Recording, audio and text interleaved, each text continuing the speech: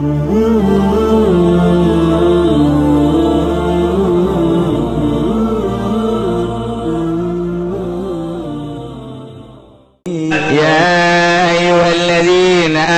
hai jelema nu ariman ka Gusti Allah rek laraki rek awawe la yabluwannakumullah yakin Allah bakal nguji ka aranjeun ka babisyain ku kreditan tanaluhu anu bisa babari dicekel aidikum ku leungeun daratang sorangan kredit teh ka imah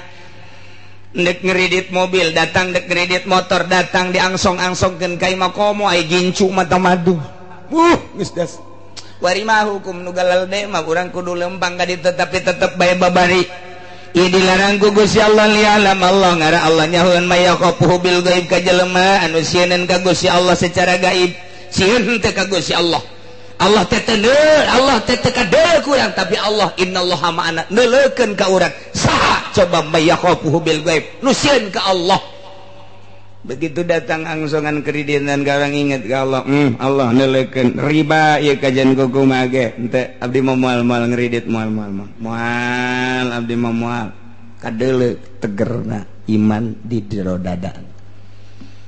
tawaran deui ieu mah kredit tapi murah bungana teh 1% teh 10% acan ieu mah lah ngan 2% doang ngan rada relay rada panjang nah ieu mah DP na ge cukup 100 moal aing mah geus boga meuli cash bae moal aing mah kadeuleu tegerna Waalaikumsalam bagi belum ada motor ya di sini iya belum ada ini udah saya bawain deh mau pengen motor apa nggak punya uang gampang uang mah udah tiap bulan aja ya kecil anu oke nya 3 tahun dah udah ini mah tuh ya udah bawain satu dah tuh iya teh kan geus leutik ya leutik iman di hate jelema eta leutik iman di dadana pagi Kiai pagi aduh pagi sibuk ya suka kemana aja ya kadang-kadang atuh undangan muludan aja kalau nggak punya kendaraan sulit Kiai iya emang udah saya bawain aja di sini mau Avanza ada mau Kijang juga ada mau apa juga ada udah yang penting berapa itu udah gampang mau sama saya mah yang penting mah ada KTP sama itu aja surat keluarga udah gampang dah aduh itu aja nah ya udah bawain satu Kiai Blon kos gitu tah. Ieu mana nu teger Kiai coba kuar. Demandak ngomongna puluh ya boleh ye. Ayo ngomongnya nager ieu mah cenah loba ieu santri nu ngaraji kuari mah jauh. Atuh bongan sia diacak-acak ku sorangan. Bongan sia atuh teu make ilmu. Boro-boro batur rek ngaji sia ge teu make ilmu. Keur ieu mah cenah ja ieu alhamdulillah nu batur ngaji 20 30 mah datang ka 70 aya kuari waktu sia teh aja di tim sukses. Segala naik ke panggung segala naon ya emang kos gitu temenang atuh lain bagian sia emang ngariung kuduna lain ngadoa bari ceurik di luhureun panggung ngadoakeun kos karar itu ye suka teman teh jadi mamalah atuh atuh pazia ge lamun teu dibere duit mambung kan ngadoa sih kan itu banyakit dibawa ku nyana hayang dituturkeun ku santri moal bisa atuh ilmu Allah mah bisa pakai lalagaan kajeng teuing urang muka pondok pesantren niat ibadah dek nungtun santri aing mah keuna nyahoeun ka Gusti Allah belah dieuna keuna bisaeun maca kitab kabelah dituna keuna nyahoeun ka Gusti Allah abah ibadahna mantep niatan di jero hatena modal kos kitu aju pre bae kiaina sabulan sakali ngajina dituturkeun bae ngaji mah kos kitu tapi lamun urang geus mengkol tidinya mulai ngeredit hayu ti atut hayu ti WH hayu geus ti mana bae geus hayu ceramah hayang cawambon melulu moal dituturkeun kok bisa kitu Kiai lantaran pasantren mah neuk ngembangkeun ilmu Allah non teknis cek urang ketos non teknis nyaho aing teh nyaho eta di luar teknis pondok pasantren mah Islamun pondok pesantren maka teknis cara pondok pesantren modern dunia tama pesantren mah non teknis teu kudu make teknis pesantren mah lantaran dek nungtun jelema dibawa ka Allah asal dirina madep ka Allah bakal dituturkeun teu kudu make teknis udangkeun budak peuting tahajud berjamaahkeun tahajudna balik boro-boro tahajud salat ente non teknis pesantren ulah di pikiran teknis asal betah bae heula di pondok asal betah bae heulanan teu kudu ngaji geus pokona memasak masak teu kudu ka masjid heulanan asal betah bae heulanan ge isinan sorangan aing mondok geus sabaraha bulan ieu dahar bae can ka masjid tegar ulah non teknis pesantren mah deuleu riwayat waliullah pesantren mah teu kudu dititahan ngaji jang ayo sing bener ngajar teu kudu cicing di pondok pesantren masak kayak beak duit bapana neng sebulan 2 bulan kakarak ngana ka masjid berjamaah Allah akbar nongkrong kiai nongkrong ngaji nya kita naon kita aing macan boga molo ka ngaji geus ya ku kiai ge asal betah bae cenah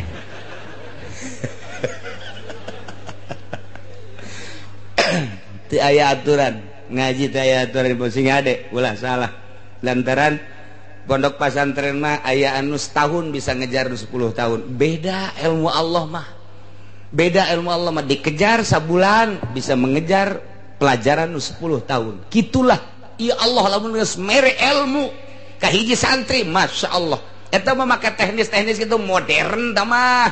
ini mustak kita mudirun tah mah moborot pondok pesantren mah tiba heula lagi sok kira tiba heula lagi santri botakan kos du frustasi ke masjid kabeladi dah geus embungnya sih bau geus gitu bae mun babaturan saya eta tanya saya satu kumaha aing bae sapir ka Allah mah teu kudu bisa kecuali ka mall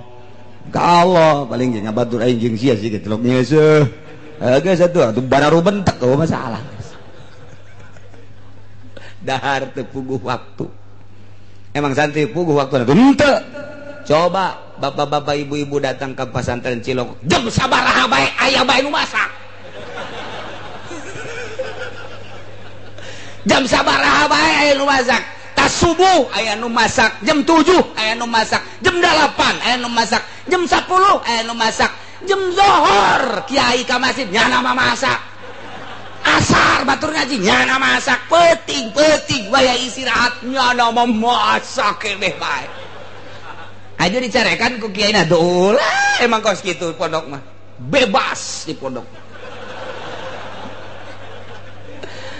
aja salah cenyahoeun kabeh ka rahasia pasantren inget awas nu dek diturunkeun ilmu ulama wali-wali Allah ditarimana kudu nu bersih teu meunang aya paksa-paksaan kudu nu loyog nu rendah hati anu bener-bener endek nu mantak lamun teu betah ku teu betahna bae ge teu boga bagian teh budak ilmu kawalian teu betahna bae anak di pondok pesantren teu boga bagian ilmu kawalian ku betahna bae ge teu bisa ngaji wali eta budak mun bapak mah santrenkeun anak dihitung ku ari geus 10 tahun padahal teu bisa ngaji ulah dikukumahakeun geus jadi wali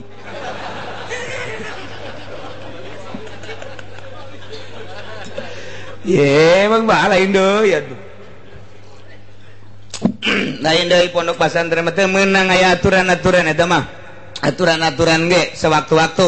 teu berjamaah saleter eta mah sakadar ngagiatkeun doang kiai teh teu salat subuh berjamaah saleter di jero hatena mah biasa-biasanya supaya budak giat doang kebelah dituna geus giat batu geus henteu deui mana aya nu langgeng aturan di pondok pesantren tuh biasa bae tuh sabulan 2 bulan guys jangan rada betah mulai ngaji sorogan ilman lawa mina bina bina tu ambilin baru anjir mau tuh bukan mantul kita bang ngaji di pondok kos lalagaan nabi jatuh mana bayadun leng saminggu tuh ngaji ngaji tadi pohon deui ya tatepkeun aing geus gitu bae pokokna pondok pesantren mah setahun 2 tahun 3 tahun 4 tahun 5 tahun 6 tahun aya muludan di mana ceng sia pesantren geus kebal coba sia jadi MC tukang ngatur-ngatur teh siap padahal mah aing can bisa ieu sebenarnya ngan pantang mundur santri mah konsepna ti ditu mundur komo bab ngariung mah jadi MC ngadadak bisana santri emang dididik ku guruna titah jadi protokol henteu pendidikan protokol pendidikan MC begitu bisanya na kebeneran dari korina jeng korina can datang hawasina aceng banyak siap nyana pan jadi kori pohara jasa pan ya beda sautak saeutik lah beres ya tuh sambutan tuan rumah aceng bae lah sambutan tuan rumah sekalian guys gas mau balik lambat macet nyaw datang nyaw teh aceng siap diborong ku sorangan bae datang ka imam nya ngalamun bae aing sina naonan cenah santri ogos gitu emang aya nu dipetakeun ti mimina bahan-bahan ngaji doang ngaji kemetakna di imah kabeh santri mah kos kitu tidok aya coba ayeuna pipidatoan eueuh ti dituna coba kokorian eueuh ti dituna kumaha prakna bae tuh kakarak dirinya mikirnya berarti iya nu kapake ye di lembur teh karak nya mikir saeutak saeutik der bae geus 10 tahun diustadkeun tad kemana tad ulah marah emang gitu aduh aing naik jadi ustad dia isuk tad kemana orang nonton bola yuk siap ustad bae wae nonton bola menonton bola bae da ustad tah santri mah non teknis kajian gedeng teu meunang terus bae kiai na ngaji bae lillahi taala teu meunang marah ka santrina teh ai lain boga maksud tertentu mah kecuali boga maksud tertentu ngadidik ku cara marah masalah brang 10 tahun 15 tahun kadeuleuh ku padahal mah di pondokna tilok ngaji tapi di imahna masyaallah kapake ku cek lembur teh ajang ulah ka mana nya ieu masjid dia jauh deui di kokolot teh aing dikolotkeun burung jeung nya nya hatena seserian siap sapira jadi imam santri ogos gitu nun teu maju kabeh ge maju dak di Jakarta coba nu nyekel masjid pondok pesantren naon kata musola santri salap mayoritas hampir 70% Jakarta nu aya di masjid urang Pandeglang urang Serang urang Tangerang salap di Bandung sarua bae masjid-masjid dicekelan ku bangsa nu keluaran lain salap masyarakat teu narima heran dipaksakeun ge lain bae cak teh lain kos kitu lain tapi belum keluaran salap masyaallah salah sautak saeutik mah geus maafu naon eta teureuna basicna awalna memang maksud ibadah jadi ngeunaheun dibawana endek ibadah dibawa kudu sok ibadah nikmat tapi lamun masyarakat dek ibadah dipimpin kuno lain ibadah duduiteun lain deui bae hatena jadi teu sapagodos antara masinis jeung muatan lain deui sakitu hebatna capetang nya teh lamun khutbah capetang hate teh lain deui bae kunaon maksudna lain deuk ibadah lantaran santri mah didik nedek ibadah ngeunah eta mah variasi doang berkat-berkat mah kos kitu mah ibadah tuh mata pondok pesantren mah teu bisa kitu geus lamun kiaina mahiwal jadi tim sukses di partai misalnya kiaina milu di Golkar sabaraha kiai nu runtuh Tangerang Serang Pandeglang teu kudu ka Jakarta teu kudu ka Jawa Tengah Jawa Timur ambuk naon eta niatanana geus lain deuk ka Allah deui tah mantak sing hade ieu kredit ieu panyakit ka kiai kamari mah cenah aya nu nuturkeun aing ngariung ge dionang ku ari henteu atuh sia teh ku ari mah geus boga apaan sana ngredit goblok kamari mah ku masyarakat teh punten mama ku ari mah punten mama nu kan aya kanan ku ari mah geus di luar nyaritakeun lain kiai teh mah kos kitu ngredit lain kiai teh mah nya mah jangan doana ge ini tim sukses lain kiai di satu kangeun mah kos kitu beda geus teh nyambung panyakit dibawa ieu la yabluwannakumullahu bisyai'im minas sayd Gusti Allah teh nyoba ka ahli Mekah ka urang Arab lantaran kehidupan orang Arab teh ngabuburon dicoba ku Gusti Allah supaya ulah ngabuburon kebenaran harita teh keur ari ihram mereka Mekah wa muhrimuna jan selanjutna ge lain keur ihram ge ieu teh tepati bagus sabenerna mah dina kahirupan maisha teh urusanana ngabuburon kurang bagus nu paling bagus mah tani nomor kedua dagang eta nu paling hebat mah maisha nomor kahiji tani nomor kedua dagang enggak saya gitu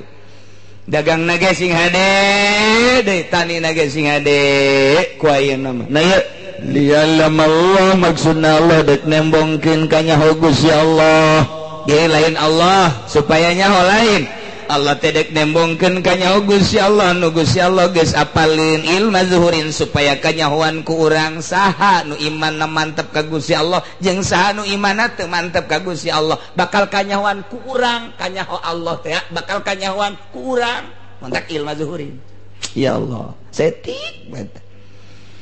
mayakhafuhu bil waib begitu diharamkeun titah ulah ngabuburon saat harita teh awas sing ade lamun masih kene aya anu ngarumpak larangan faman yatada ba'da zalika falahu azabun alim sahabai jelema anu ngaliwat batas takabur berarti tina sabada dilarang ku Gusti Allah teu meunang ngabuburon ai brak nyana pasta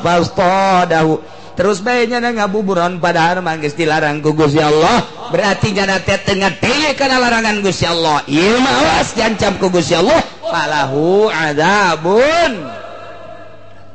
kuari geus dilarang ku Allah ku Gusti Allah bang bunga bang haram kredit haram tapi nyana terus bae berarti tada teh pamani tada sahabai kiai pamani tada sahabai ustad pamani tada sahabai tokoh pamani tada sahabai masyarakat mukminin mukminat sahabai anu ngaliwat atas takabur berarti geus diharamkeun kredit diharamkeun buga bank terus bae cak Allah falahu azabun siksa wae tinggal nyaritakeun siksana apakah di akhirat apa di dunia kila cek sakaol mah di akhirat siksa nang teh bakal dibeuleum ku Gusti Allah dikerebekeun ka neraka jahanam naudzubillah min wa kila cek sakaol mah fid dunya wal akhirah minimal jelema anu ngridit jelema anu ngadahar riba bakalna diberena hamwal hazan bingung pikiranna bingung nomor kedua gede beteng betengna gede lain gede beteng ai gede beteng mereuneuh ieu mah betengna gede beda gede beteng jeung beteng gede lain deui mun di kulon mah lamun dewetan mah nuju gede beteng di urang gede beteng reuneuh aya mah betengna gede lain deui aya ribaan dayut betengna dayut nyana mah eta teh tanda bahwa eta teh osok ngadahar riba